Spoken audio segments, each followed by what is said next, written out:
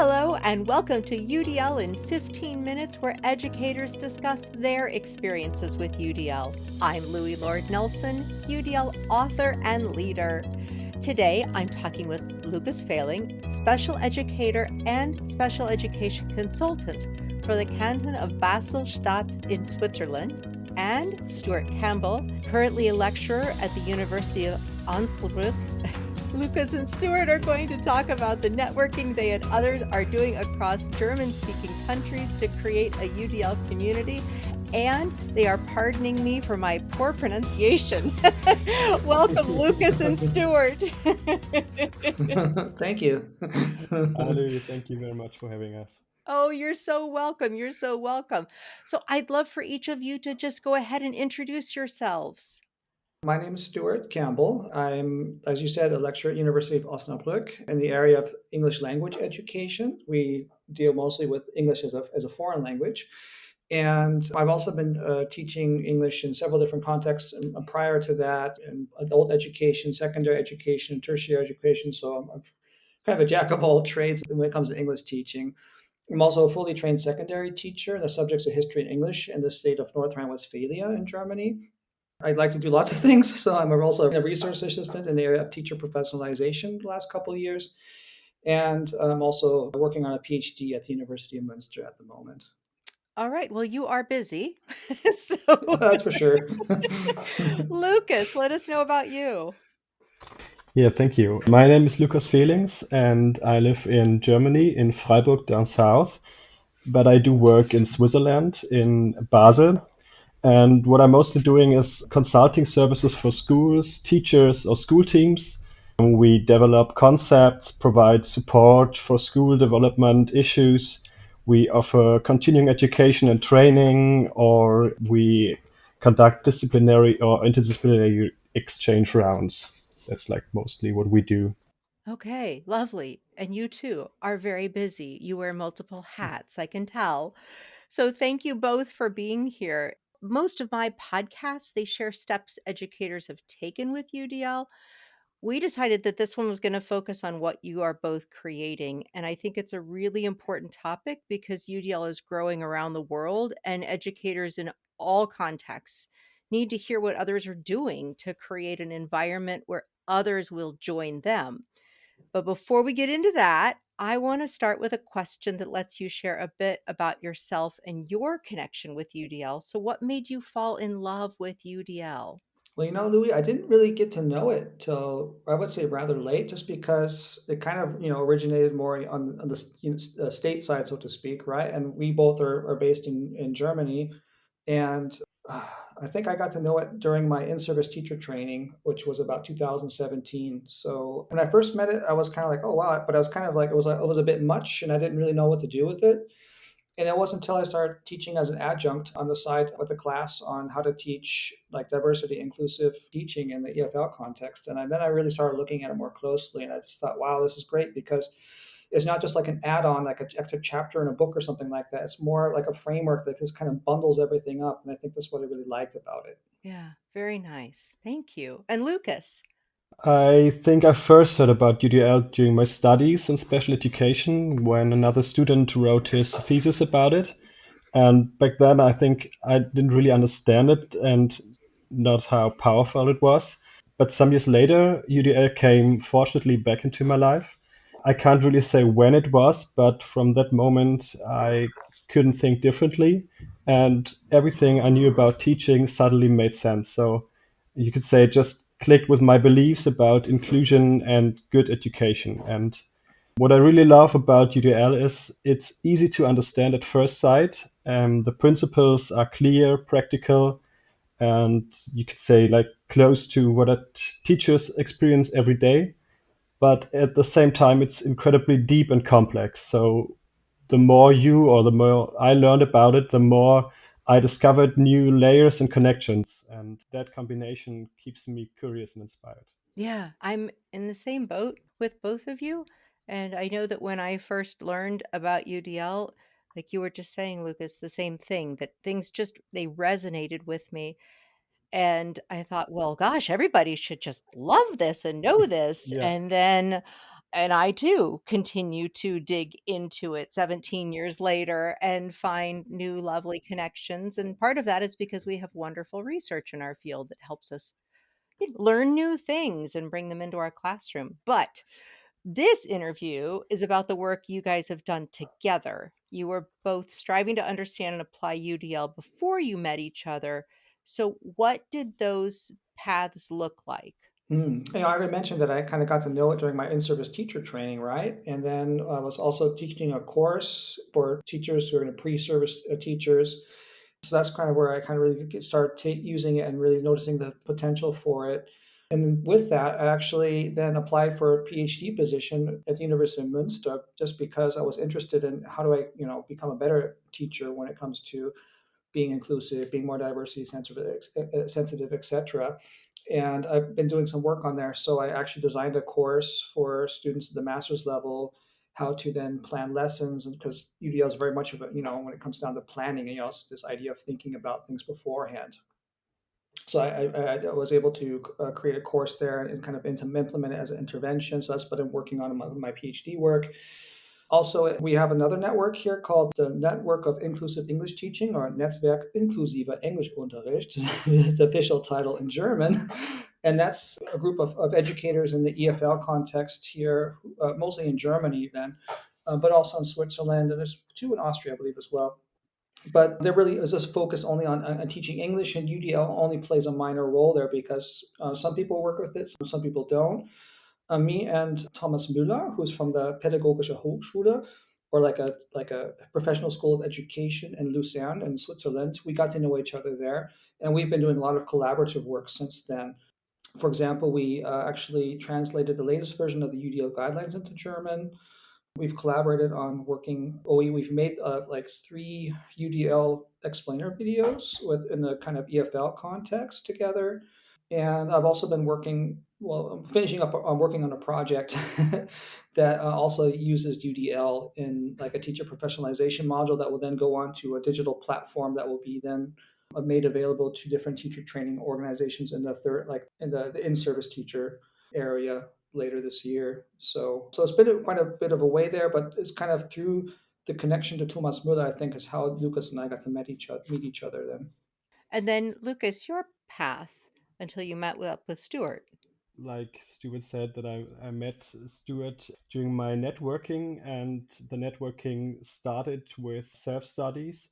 I read books about UDL after I discovered it and joined online courses, for example, with Katie Novak or Cast. And listen to people who have been working with UDL for many years, such as you, for example. And at some point, I became really curious about how all these people were connected, learned together, and I saw this strong community, and especially in the US. And then I saw, maybe there are people like this in the German-speaking world as well. So I started searching first by joining webinars and reaching out to people online via email. And then later on, I started in Switzerland with some colleagues, and then in Germany where I live. And bit by bit, I started to find others who shared the same passion as I. And that's how I met Stewart through this networking. Yeah, as he already said, he translated the UDL guidelines together with Thomas Müller, which was an incredible step. And together we realized that if we combine our efforts, we maybe could help UDL to grow faster and reach more educators in Germany, Switzerland, and Austria. Excellent. And I appreciate you both going into this detail of the work you've done on your own. And then we're right on the precipice of talking about what you're creating together. Because I think it's important for people who, no matter where they are in the world, to see that others are doing this self exploration and finding courses, whether those are online courses, finding books, having conversations, reaching out to others. And that's just what it is. That's part of it. And it's exactly what I did here in the US and continue to do around the world. And just to help everyone, we don't want anybody to feel alone. It's just that there are plenty of people that are doing this work. So now we get to talk about what you two are doing collaboratively. So you're working to form a network of UDL enthusiasts in German speaking countries. And what steps have you taken to create that basis for your growing network? Yes, you said, the network doesn't really exist yet. It's still a vision, but as you can hear, like our vision is a strong one and starting to take a shape. So yeah, there are other people in a German-speaking area.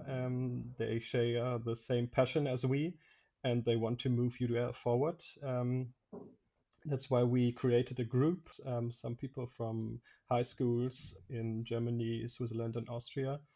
And at the moment, we try to get our shared goals and to see how we can support each other, work across the borders, and yeah, see how we can connect, exchange our experiences to make UDL more visible in German speaking areas. So the next step is in November, where we plan our next meeting. Yeah, it's still in the beginning, but it feels like something's growing, and yeah, that's very, very exciting. Yeah, I mean, one thing I found was interesting was I remember when I was working with Thomas Müller on translating the guidelines into German, I said, you know what would be really cool is if we actually had some kind of like network here in Germany because we kind of feel like we're kind of working in our own little bubbles a little bit, right? And I mean, did have some people we would, we kind of bounced off our ideas, and some people like Lukas Leppel, for example, at Pädagogische Hochschule Heidelberg and so on, and others took a look at our translations, but it was just kind of like, sometimes we had questions like, how would maybe, this is how we translate it, what kind of resonance would be there, but we didn't have a whole lot of people like to really bounce our ideas off of. But then, it was just lucky because Lucas just happened to write me and said, "Hey, look, I'm looking to kind of form this network." And I was like, "This is exactly what we need." I'd like to do it myself, but I was kind of like, I got too many things going on. I was like, do I really want to do this myself? So I'm happy that Lucas kind of took the initiative. Yeah, I think that's wonderful. And again, it's reaching out and connecting with others. So every project begins with a vision, and yours has one. So talk about that vision. Yes, as we said, our vision is still growing, but we are already taking some first steps to bring it into life. I try to be active as a networker. As I said, I wrote emails and stuff, and especially on LinkedIn, where I share my ideas and connect with other educators who are interested in UDL. And to support the German speaking community, I also created an open access task card board, which is available on LinkedIn as well. And the main idea is so that teachers can find and share UDL resources in German because the language barrier is existing in Germany. And together with Stewart, we are involved in translation work. For example, we recently translated Your UDL Gears into German, which was published just a few weeks ago. And yeah, these are maybe small steps, but it makes UDL more visible and accessible. And for me, that's what this whole journey is about, like creating access, building connections, and see where it goes. Yeah, and I'm very, very, very appreciative of the German translation of the gears, the mindsets, skills, and practices that the literature say are aligned with the implementation, the use of UDL. So I think it's helpful for people to see those. This is research from around the world. It's not just US based. We're talking throughout Europe and Canada and Africa, and just all over in Asiatic countries. And so that's one of the reasons why I wanted to put together those gears.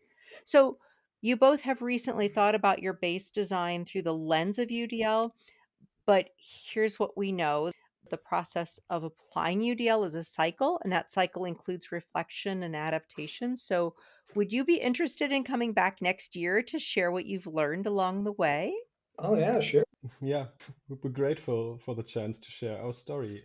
And hopefully, we can tell that we started our network in German speaking areas and share our experiences. That would be wonderful. I'm excited for the things to come, and in the meantime, maybe there will be similar networks sprouting up across the world who have maybe similar ambitions, who may also think that language might be a bit of a barrier, and then maybe that by working within these groups within a common language that might be useful. And then we also think about if we use language as a basis. I mean, of course, we've been talking about Germany, Austria, and Switzerland at the moment. But then again, there are people who speak German all across the world, and there are other countries like Belgium and Liechtenstein, for example, who also have a lot of numbers of German speakers. So, we don't want to say it's only for us, but it's just the ideas that we're thinking across this language aspect, and we're looking for people to maybe get in contact with us. Absolutely. Well, I hope people do reach out. So, anyone who is listening to this and thinks, oh my gosh, I want to get a hold of Lukas and Stewart. And even if you're not in a German speaking country, but to speak with them about their experiences, then you'll see their contact information along with this podcast at my website. But before I talk about all that, I want to say thank you to both of you for coming on to the podcast and talking about this big, wonderful idea and vision that you have. And I'm excited to put it on the calendar to check back with you in a year. Yeah, it would be great. Really looking forward to our next conversation in 2026. Wonderful. So, for those listening to this podcast, you can find supplemental materials like an image montage with closed captioning, that montage with audio descriptions, a transcript, and an associated blog at my website, which is the udlapproach.com/podcasts. And finally, if you have a story to share about UDL implementation for UDL in 15 minutes, you can contact me through the udlapproach.com. And thanks to everyone for your work in revolutionizing education through UDL and making it our goal to build learner agency.